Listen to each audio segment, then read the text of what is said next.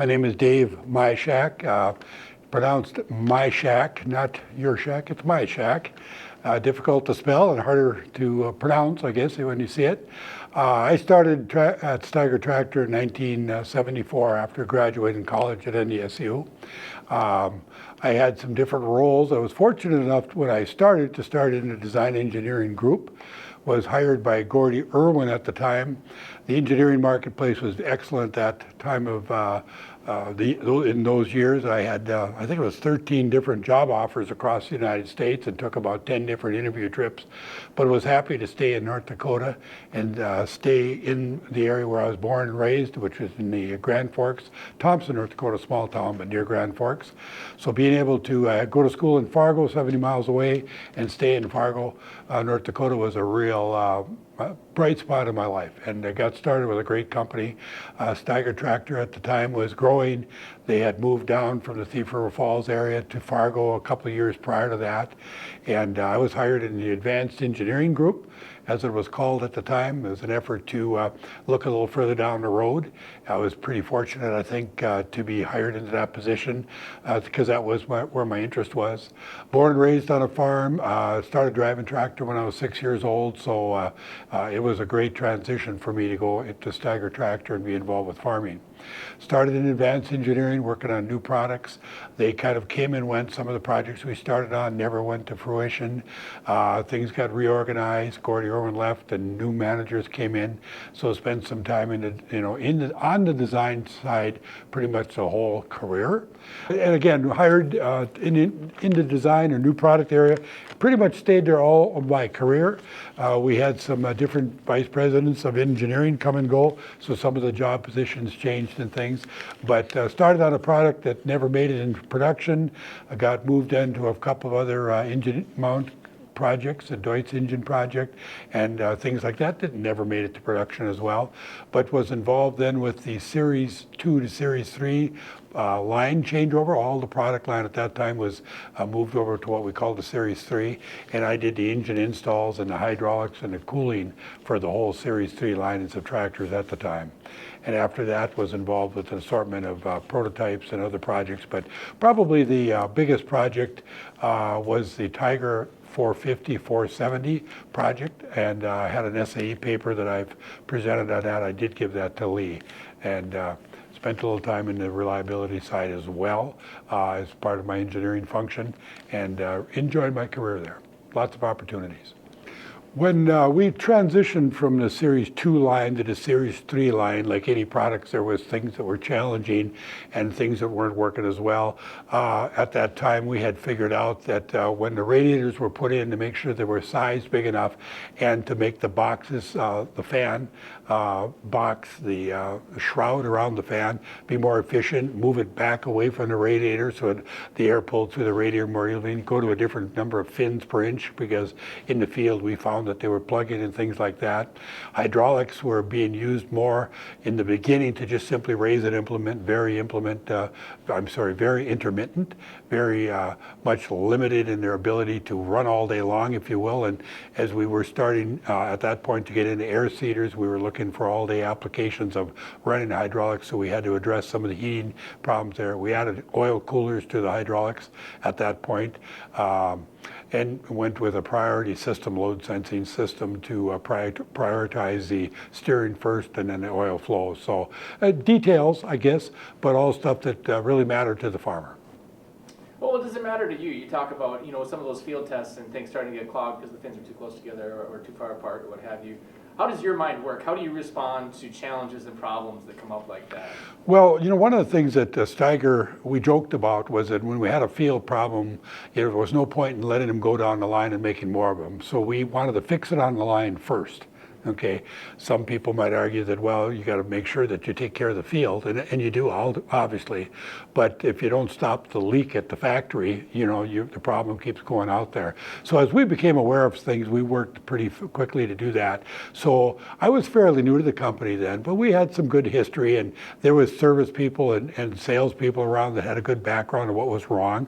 So we, looked at that stuff real seriously and then addressed them, and tried to open that area up on on the front radiator. We had a tilt-up hood, which was a real innovation at the time.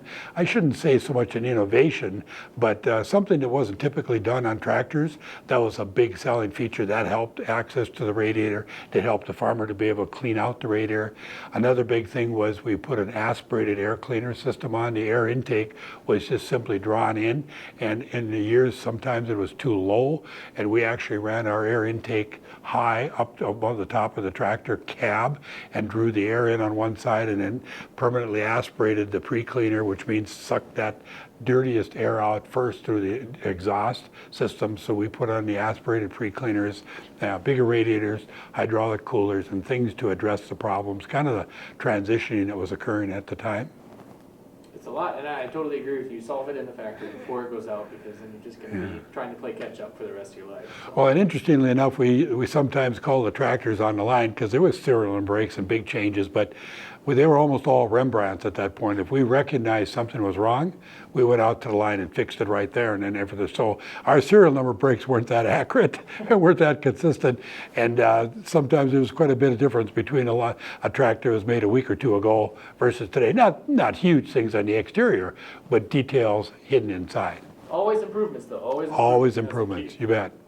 He tells me that you worked on developing the Tiger scrapers as well. What was that process like, and some of the hiccups and challenges you faced? Yes, well, and the Steiger family, as you know, started up in the Red Lake Falls, Minnesota area, and they had relatives and cousins that went on and ran the Torque scraper line. So in the process of developing, Steiger was always looking to try to stay busy and innovate and move ahead. And I always said, and it was said that when we had the time to do stuff, we sometimes didn't have the money. And when we had the money to do things, we didn't have the time. So you're always real busy with production and sales until you weren't. And then it was like quick scramble, what else could you do different? So it was always a challenge to look at new things. What can we do? You know, so-and-so has this, so-and-so has that.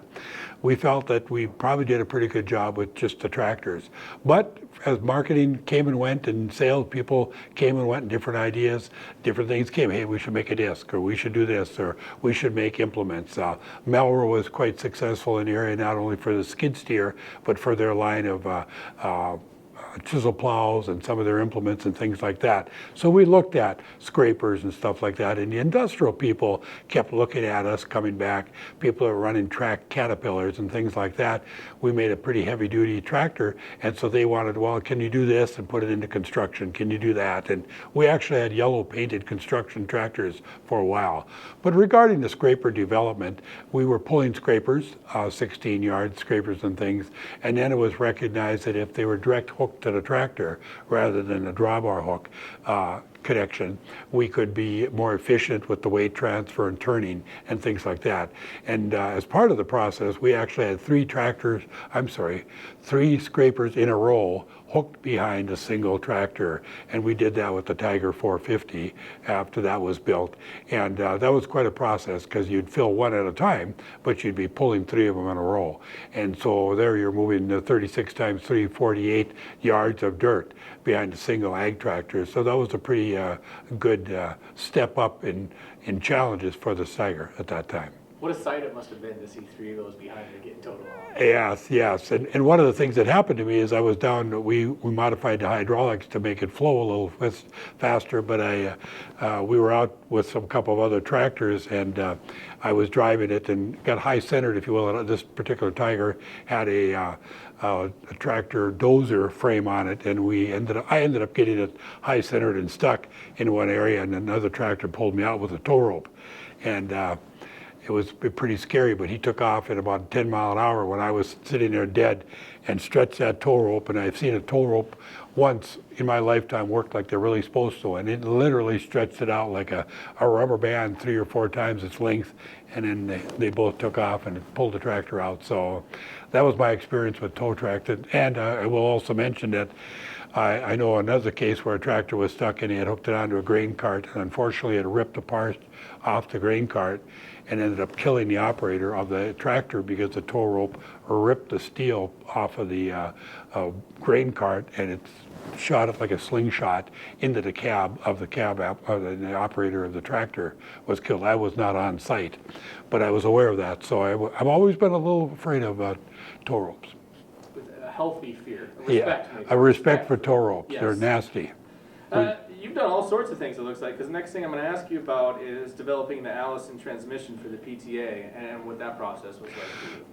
Steiger, again, had manual shift transmissions, basically a truck transmission, Dana Spicer and Fuller transmissions. And, you know, in the industry, you always were trying to keep up. Power shift was coming more prevalent at the time. John Deere and others were offering a shift on the go power shift. And the Allison automatics offered us that opportunity, a commercially available transmission. The limit there was it was only 5, well, some cases 4, 5 or 6 speed transmission, and it did not have the ranges in the working speeds for a farm tractor. You know, we'd love if we're going to have a 10-speed transmission, we'd like 9 of those gears, you know, below 7 or 8 mile an hour, and then a road gear. Well, trucks and everything else weren't built that way. They were built for equal steps in the transmission. So putting the Allison automatic involved more cooling capacity within the tractor itself and some different shifting than what we had been familiar with at the time. And most importantly, a multi-speed gearbox behind it so we could drop down, take those 6 speeds and have them go in the highest of the 4-speed range, have them go to 20 mile an hour or 21 or 22, but it's shifted down into low range and then have 6 gears between 0 and 6 mile an hour and another 6 gears between like 0 and 12. So you get an overlap. So if you needed that 5.5 mile an hour, you could get it.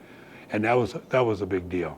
And the ability to power shift and automatically put it in drive and just go. That was nice as well. So it was a big project, and it was an additional. It was called the PTA line, A for Allison, and quite a successful line of tractors.